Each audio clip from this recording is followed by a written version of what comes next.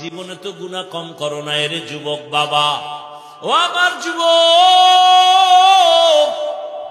গুনাহ করতে করতে করতে করতে চেহারাটা নষ্ট। এত গুনাহ জীবনে করেছে রে বাবা।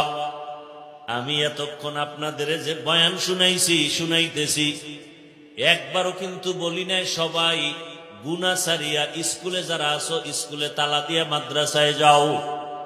একবারও বলি নাই তাবলিগে যাও।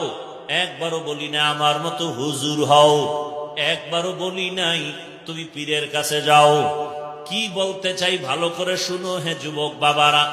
দুনিয়াটা কিছুই না, তুমি স্কুলে পড়ো। আমি হাফিজুর রহমান তোমাকে সাহস দিয়া যাই, দোয়াও করে যাই, স্কুল ছাড়িও না, কলেজ ছাড়িও না।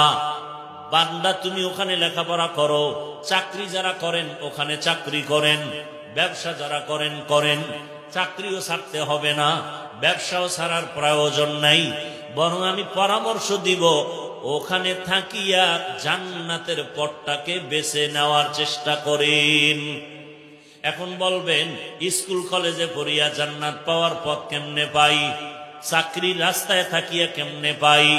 ও আমার যুবক, তোমাকে আমি কলিজা দিয়া দোয়া করে গেলাম, তুমি স্কুল কলেজে লেখাপড়া করে ডাক্তার হও। দোয়া করি তুমি ইঞ্জিনিয়ার হও, তুমি প্রফেসর হও। দোয়া করে গেলাম। আমি হাফিজুর রহমানের দোয়া কবুলের গ্যারান্টি নাই, তবে ময়দানে বহু আল্লাহর বান্দা আছে যাদের আমিন ফেরত যাবে না। আমিন ফেরত যাবে না এমন আল্লাহর বান্দা আছে না নাই? বহু আল্লাহর বান্দা আছে।